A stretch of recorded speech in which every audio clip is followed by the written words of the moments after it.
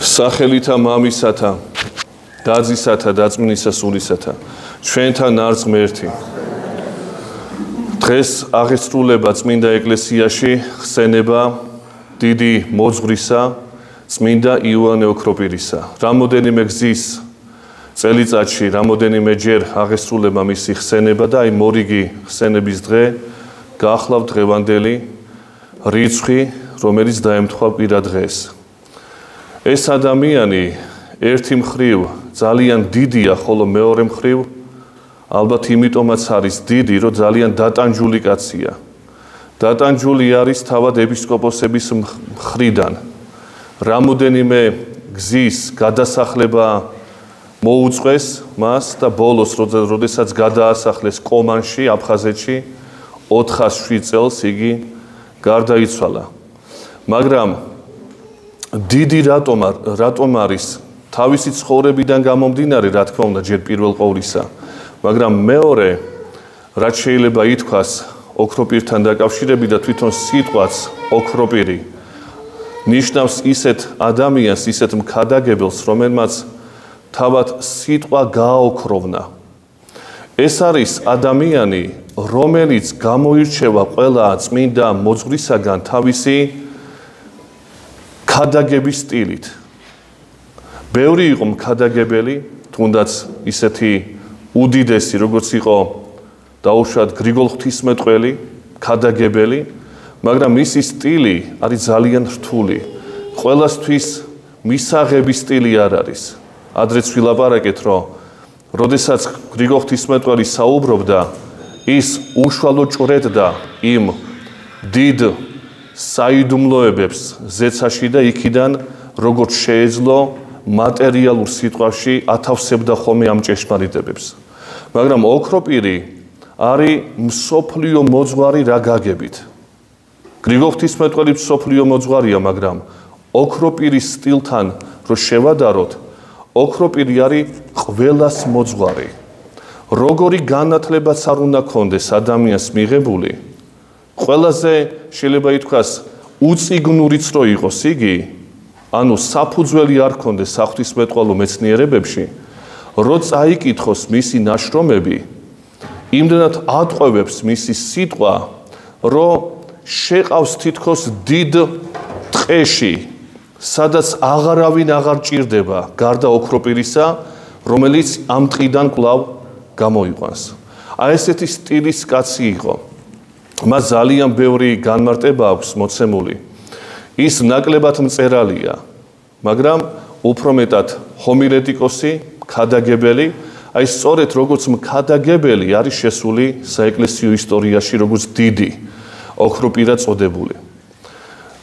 ხა ძალიან ბევრია სასაუბრო ოქროპირთან დაკავშირებით, მაგრამ საუბარი აი ერთ რამეზე მინდა უფრო ხაზგასმა გავაკეთო. მიუხედავად აურაცხელი მისი ნაშრომებისა, ალბათ ყველაზე მეტი მემკვიდრეობა ოქროპირისეული გვაქვს ჩვენამდე შემონახული. სხვა არც ერთი წმინდა მოძღვარი არ არის ამ პროდუქტიულობისა, როგორც არის ოქროპირი. ამას იწერდა ხალხი თავის დროზე, იქვე ისხდნენ სტენოგრაფები და იწერდნენ ყოველ სიტყვას ოქროპირისეულს. აქედან გამომდინარე შემოგჩა ჩვენ მისი ქადაგებები, თორე თვითონ როგორც მოგახსენეთ ძალიან ნაკლებს წერდა. და ეს ტომები დაახლოებით რომ დავთვალოთ, არის 80-ზე მეტი სქელტანიანი წიგნებია ეს. და ყველა უმნიშვნელოვანესია. მაგრამ როცა კითხვა იბადება, რომ აი რა შეიძლება გამოყოთ, რომელი თემა შეიძლება გამოყოთ ოქროპირის სიტყვებიდან, რა სწავლება შეიძლება ჩვენ დღეს განვიხილოთ, იმდენად იბნევა ადამიანი, რომ ვერცერთ საკითხზე ვერ გაამახვილებს ისე ყურადღებას, რადგანაც თითქმის ყველა საკითხი აქვს განმარტებული მას. იბნევი ადამიანი, როდესაც ოქროპირის სიტყვაზე მოგივა, იმიტომ რომ აი ბასილი დიდთან დაკავშირებით შეიძლება რაღაცა სისტემა ჩამოაყალიბო და რაღაცა წაიკითხო ლექციასავით. ან გრიგოლ ღვთისმეტყველთან, ან გრიგოლ ნოსელთან, ან კიდე სხვასთან, მაგრამ როცა ოქროპირზე მიდგება საქმე, აქ აბსოლუტურად დაბნეულობა, იმდენა იმდენად დიდია მასალა, რომ ერთი კაციც და 2 და 3 და 10 კაცის არ უშველის, იმდენად ბევრია შესასწავლი და სასიამოვნოდ ბევრი. მაგრამ მაინც ისე რო არ დავრჩეთ დღევანდელ დღეს, მინდა მაინც გამოვყო მისი ნაშრომებიდან, რაც უშუალოდ მას დაუწერია. ერთ-ერთი ნაშრომი, რომელსაც ეწოდება 6 სიტყვა მღვდლობის შესახებ. ოქროპირი ახალგაზრდა იყო, როდესაც დაწერა, ჯერ არ იყო, შეიძლება ითქვას, მღვდელი. ზოგი ამბობს, რომ მღვდლობაში დაწერა, ამას მნიშვნელობა არ აქვს. დაახლოებით ეს არის წელი 374 წელი. სანამ ეს თქვათ შეუდგებოდა ამ დიდ სამღვდელმთავრო მოღვაწეობას და დაწერა მაშინ 6 სიტყვა მღვდლობის შესახებ. სხვათა შორის ამას სპეციალურად აკადემიაში ბიჭები კითხულობენ და გავდივართ, დეტალურად გავდივართ ამ საკითხს, იმიტომ რომ მე ვფიქრობ, არა მხოლოდ მე, არამედ ალბათ ყველა, ვინც იცნობს ამ ნაშრომს, სანამ შეუდგება ადამიანის სამღვდელო მოღვაწეობას, აუცილებლად დამუშავებული უნდა კონდეს აღნიშნული შრომა წმინდა იოანე ოქროპირისა. კიდე სხვა შრომებიც არის სხვა მამებისა, მაგრამ ესეთი გამოხატულობით, ესეთი მხილებითი სიტყვა მღვდლებისადმი, საკუთარი თავისადმი ჯერ ესეთი სიტყვა ალბათ მსოფლიო ლიტერატურაში არ არსებობს. 6 სიტყვა ნიშნავს 6 ქადაგებას, 6 დარიგებას მღვდლობის შესახებ. ბევრია ძალიან სასიამოვნო ამ ნაშრომში, ყველაფერს რა თქმა უნდა ჩვენ ვერ განვიხილავთ, ეს ცალკე წასაკითხი არის თქვენს მიერ, ვისაც გაინტერესებთ. უბრალოდ მინდა აი ერის კაცთათვის რაც მისაღებია და აქტუალურია დღევანდელ დღესაც, აი ეს მოგახსენოთ ამ სიტყვებიდან, წმინდა იოანე ოქროპირის სიტყვებიდან. ნაშრომი მღვდლობის შესახებ იწყება ასეთი სახით. მეგობარი მყავდა სახელად ბასილი. ბასილი დიდი არ იგულისხმება, სხვა ბასილია. და ერთად ვიზრდებოდით მე და იგი. ბევრს სწავლობდით ლიბანიოსთან. ლიბანიოსი იყო რიტორიკის მასწავლებელი, სხვათა შორის წარმართი კაცი იყო ეს ლიბანიოსი, ფილოსოფოსი კაცი იყო, წარმართი და როდესაც ოქროპირი გაიზარდა მის ხელში და შემდგომში უკვე მოინათლა და ხდება მღვდელმთავარი, ლიბანიოსი ესეთ რამეს ამბობს, რომ წამართვეს მე ჩემი ოქროპირიო. იმდენად დიდი იმედები ჰქონდა ოქროპირისა, რომ წამართვეს ქრისტიანებმა იოანეო. ძალიან გულ დაწყვეტით ამბობს ამ სიტყვებს იგი. თუმცა ძალიან დიდი იყო თვითონ ეს ლიბანიოსი. მოკლედ ესე იგი ვსწავლობთ ამ მეცნიერებებს, ამბობს ოქროპირი, მე და ბასილი და გადავწყვიტეთ ერთ დროსაც უკვე ახალგაზრდობაში წავსულიყავით განდეგილებად. და ეს რო უთხარი დედაჩემს, დედას ერქვა ანთუსა. ანთუსამ შემიყვანა ოთახში და დამსვა იმ საწოლზე, სადაც მე ვიშვი. და მეუბნება, ტირილით მეუბნება. მამა შენი გარდაცვლილია უკვე.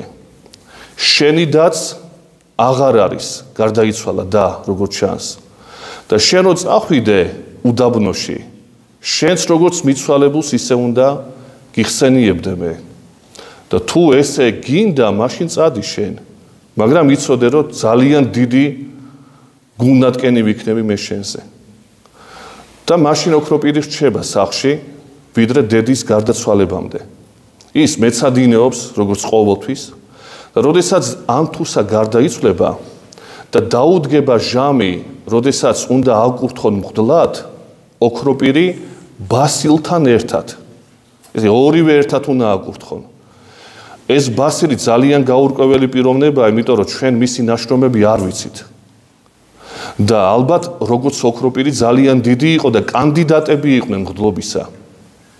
ოქროპირი ეუბნება ესეთ რამეს ბასილს, რომ ჯერ შენ ეკურთხე და მეც რამოდენიმე დღეში მოვდივარ შენთან ერთად. ეს ეუბნება ბასილი, რომ შენ არ დამტოვო მე მარტო, იმიტომ რომ მე მარტო არ შემიძლია მოღვაწეობა. შენ თუ ჩემი ცხოვრების ნაწილი ხარ, მაშინ ერთად ვიყოთ სამღვდელო ხარისხშიც და ერთმანეთს მივეხმარო ჩვენ.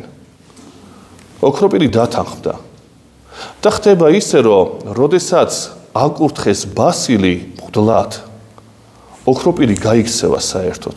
აღარ ეკურთხება. რამოდენიმე ხანი არ ეკურთხება. შემდგომ კი, მაგრამ ჯერჯერობით, როგორც შეპირდა ბასილს, ისე არ აღასრულებს ამ ნათქვამს. აშკარა სიცრუე, ტყუილი, ღალატი შეიძლება ითქვას. აი, ამაზე აგებული შემდგომ მთელი 6 სიტყვა მღვდლობის შესახებ. ბასილი წერს დიალოგის ხასიათის ძეგლია ეს. ბასილი წერს ოქროპირს. შენ ხო ქრისტიანი კაცი ხარ. შენ ხო შემპირდი, რომ ჩემთან ერთად იქნებოდი. და შენ მხოლოდ ქრისტიანი კი არა. მოღალატეც ყოფილ ხარ და დიდი მატყუარა კაცი. ეუბნება ოქროპირს. ხა როგორ გინდა, როცა კითხულობ ამ ძეგლს, შთაბეჭდილება რჩება მკითხველს, რომ თითქოს ახლა ოქროპირს გამოსავალი აღარ აქვს. უნდა აღიაროს თავისი შეცდომა და თქვას, რომ კი, მაპატიე, მე დღესვე ვეკურთხები და ასე შემდეგ, მაგრამ ოქროპირი ისეთ გამოსავალს უძებნის თავის საქციელს, რომ აი როგორც გითხარით, ყველაზე მნიშვნელოვანი ჩვენთვისაც გასათვალისწინებელი რომ არის, ერისკაცთათვის ისეთ გამოსავალს ძებნის, რომ გაამართლოს თავისი საქციელი.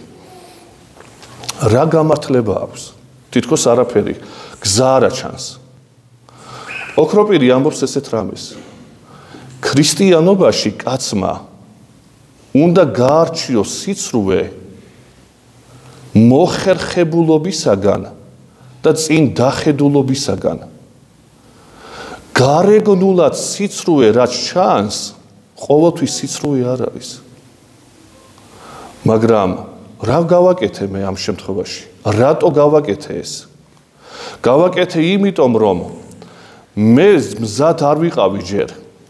მე რომ მეთქვა შენთვის, რომ მზად არ ვიყავი, შენც არ ეკურთხებოდი. და შენ არ ეკურთხებოდი, ეკლესია ძალიან დიდ მნათობს დაკარგავდა და მე ვიცოდი ეს. მაგრამ ეს ყველაფერი დავმალე მე შენგან. შენ რო ეკურთხე, მე ძალიან დიდი სიხარული მაქვს.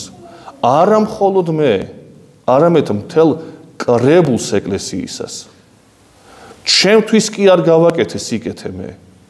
კრებულისათვის გავაკეთე. ეკლესიას უხარია და ღაღადებს დღეს. შენაირი მოძღვარი რო ყავს ეკლესიასო. და ჩემი გარეგნული ეს სიცრუე სინამდვილეში წინ დახედულობაა და არა ტყუილი თავისთავად. და ფორმულირებას ახდენს. ოქროპირი რა არის სიცრუე და რა არის წინ დახედულობა. აი ხანდახან ეს ცხოვრებაში ჩვენ გვჭირდება. როდესაც ადამიანი საკუთარი თავისთვის იკეთებს სიკეთეს და სხვა იჩაგრება ამით, ეს სიცრუეა. მაგრამ როდესაც თავის თავს აკლებს ზოგადი სიკეთისათვის ან ვიღაცის სიკეთის გამო, ეს მოხერხებულობაა. და ამის დამადასტურებელ ნიმუშად იგავად მოყავს ესეთი თხრობა, ალბათ ოქროპირის პერიოდში გავრცელებული თხრობა იყო ეს, როგორც ჩანს. ამბობს ესეთ რამეს, რომ ჩვენს დროში იყო ერთი კაცი, რომელსაც რაღაც დაავადება შეეყარა და მაღალი ცხელება ჰქონდა მას. წამალი უნდა მიეღო წყალთან ერთად, მაგრამ არ იღებდა ეს კაცი არაფერს, მხოლოდ და მხოლოდ ღვინოს ითხოვდა, ღვინოს დავლევო. ეხლა ლოთი არ ჩანს ეს კაცი, მაგრამ ყოველ შემთხვევაში ღვინის გარდა არაფერს დავლევო. როგორც არ უტრიალეს ნათესავებმა, ვერაფრით ვერ დაალევინეს ეს წყალი, ვერც წამალი, მოიწვიეს მკურნალი სახში. მკურნალმაც მიუტანა წყალი არასვავს. მაშინ ესეთი რამე გავაკეთოთო, ეუბნება ოჯახის წევრებს, მკურნალი. სადაც ეს კაცი იმყოფებოდა, ისე ჩამოაფარეთ ყველაფერი, რომ მზის შუქი არ შემოდიოდეს. ნაკლებად ხედავდეს რა ხდება ეს არაჯამრთელი, ეს ნეული კაცი. თვითონ ამ მკურნალმა აიღო თასი რამოდენიმე ხანი გააჩერა ღვინოში, გარედან გააჩერა. კი არ ჩაასხა, არამედ გარედან რომ აეღო სუნი, სურნელი აეღო ღვინისა. რომ აიღო სურნელი თასმა, ამ თასში ჩაასხა წყალში გაზავებული სამკურნალო საშუალება და შეუტანეს ოთახში. ეს კაცი ვერ ხვდება რა ხდება, მაგრამ როდესაც გემოზე და ყნოსვით მიხვდა რომ ეს ღვინო იყო, აღარც იკითხა თუ რა სვავდა და თლიანად დალია იმ თასის შემადგენელი, რის გამოც შემდგომში განიკურდა ეს კაცი. და ოქროპირი ბასილს მიმართავს. ეხლა ეს რაც მკურნალმა გააკეთა გარეგნულად ხომ სიცრუეა, ტყუილია, მაგრამ მიზანი ნახე როგორი იყო. მიზანი კეთილი და ცხოვნებადი იყო იმ კაცისათვის.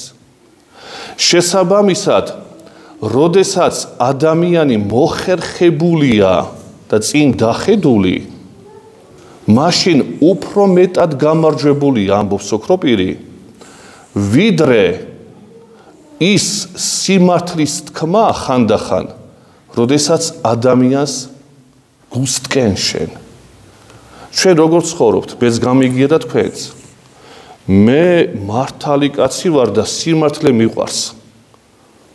ამის გამო ყველას ბძულ ვარ. ხან დედაკაცი ამბობს, ხან მამაკაც, მნიშვნელობა არ აქვს. შეხედავ და სიმართლე კი უყვარს, მაგრამ იმდენად მკაცრი და უხეშია, რომ მისი სიმართლეც არ დაგჭირდება ადამიანს.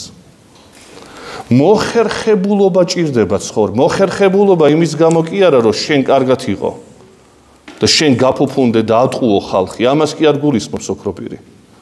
გულისხმობს იმას, როდესაც შენ შეიძლება ისე გამოიყვანო საქმე ჭკვიანურად, რომ შენთვის კარგი კი არა, იმისთვის კარგი იყოს. რა პირდაპირ უთხრა, იცი რომ დაზიანდება ისიც და შემდგომში შეიძლება მთელი კრებულიც და შენს დაზიანდე სინამდვილეში. აი ესეთი მიდგომა ჭირდება, რატო ამბობს ახლა ოქროპირი ამას? მღვდელს ჭირდება ასეთი მიდგომა პირველ ყოვლისა. ერის კაცთებისთვისაც არის ეს, რა თქმა უნდა, გასათვალისწინებელი. ოქროპირი ამბობს, რომ თქვენ ხო გინახავთო, რომ სიუხეშის გამო და ვითომ სიმართლის მთქმელი კაცის გამო მთელი მისი ოჯახი იჩაგრება. ან სიუხეშე ქალისა, რომელიც სიმართლეს ლაბარაკობს ყოველთვის. ეს სიმართლე სინამდვილეში არავის არ აჭირდება შენი, იმიტომ რომ მართლა არ არის საჭირო. იმ მომენტში საჭირო არ არის. ისე რო არ გამოგვივიდეს, კიდევ ხაზგასმა მინდა გავაკეთო, რომ აქ ჩვენ სიცრუეს რაღაცა აპოლოგეტიკას უწევთ, ოქროპირი ამბობს ესეთ რამეს. ხაზგასმა მინდა გავაკეთო კვლავ. სიცრუე და ცოდვა მაშინ არის, როდესაც შენ სიცრუეს იყენებს საკუთარი სარგებელისათვის და საკუთარი კეთილდღეობისათვის. შენზე როა მომართული ეს. ეს არის ეშმაკეულობა, ეს არის სიცრუე, ეს არის დამღუპველი გზა.